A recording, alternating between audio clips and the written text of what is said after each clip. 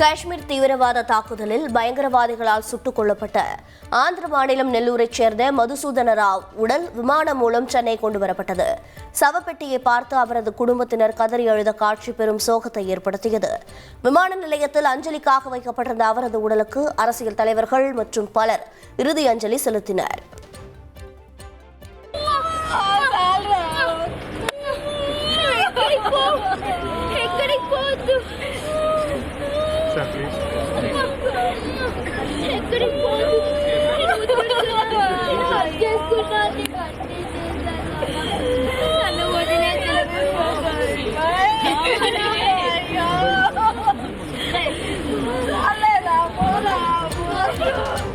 ஜம்மு காஷ்மீர் மாநிலம் பஹல்காம் பகுதியில் நடந்த பயங்கரவாத தாக்குதலில் 26 சுற்றுலா பயணிகள் சுட்டுக் கொல்லப்பட்டனர்.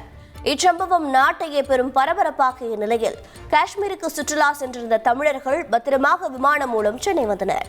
தமிழர்களை மீட்க குழு அமைத்த முதல்வருக்கு அவர்கள் நன்றி தெரிவித்தனர். போகையில ரொம்ப சந்தோஷமா தான் போனோம். இந்த செய்தி கேட்டதுலேருந்து ரொம்ப பதஷ்டமாக இருந்துச்சு. ஆனால் எங்களுக்கு ஹெல்ப்லைனில் கான்டாக்ட் பண்ணிவிட்டு அவங்க ஃபுல் சப்போர்ட் எங்களுக்கு பண்ணி இங்கே சென்னை வர முடிய ஃபுல்லாக ஹெல்ப் பண்ணி இப்போ எங்களை மதுரைக்கும் ட்ராப் பண்ணுற அளவுக்கு வேன்லாம் எல்லாம் ஏற்பாடு பண்ணி கொடுத்துருக்காங்க. அதுக்கு ரொம்ப சந்தோஷம். அதிசயமாக இருக்க, அமைதியாக இருந்துச்சு. 2 நாளாக நல்லா ஜாலியாக அமைதியாக இருக்க இந்த ஊர் நினச்சோம். ஆனால் 3வது நாள் ஒரு எதிர்பாராத அசம்பாவிதம் நடந்த உடனே எங்கள் எல்லாருக்கும் அப்படியே உயிர் பயமே வந்துருச்சு. என்னடா நம்ம அமைதியாக இருக்கு இந்த ஊர் அப்படின்னு நினச்சோமே, இன்னைக்கு இப்படி நடந்து போச்சேன்னு ரொம்ப வேதனையாக இருந்துச்சு. கரெக்டாக 3 மணிக்கு நாங்கள் ஒரு அட்வான்ஸாக நாங்கள் அந்த இடத்துக்கு போயிருந்தோன்னா நாங்கள் எல்லாருமே அதில் மாட்டியிருப்போம். ஆனால் ஒரு ஆரோ வேலி அப்படிங்கிற இடம் ரொம்ப அழகாக இருந்துச்சு. அந்த இடத்துல நாங்கள் பர்ச்சேசிங் பண்ணோம். பர்ச்சேசிங் பண்ணுறதுக்கு நாங்கள் எல்லாருக்குமே நல்ல அந்த கைவினை பொருள் மாதிரி இருந்ததை பார்த்த உடனே எல்லாருக்கும் விலையும் சீப்பாக இருக்குது அப்படிங்கிறதுனால அங்கே ஒரு அரை மணி நேரத்துக்கு மேலே நாங்கள் ஷாப்பிங் போனோம். அந்த ஷாப்பிங் போனதுனால அடுத்தடுத்த ப்ரோக்ராம் கொஞ்சம் டிலே ஆச்சு. அப்படி டிலே ஆனதுனால நாங்கள் அந்த போக வேண்டிய இடத்துக்கு போக முடியாமல் கொஞ்சம் டிலே பண்ணோங்க.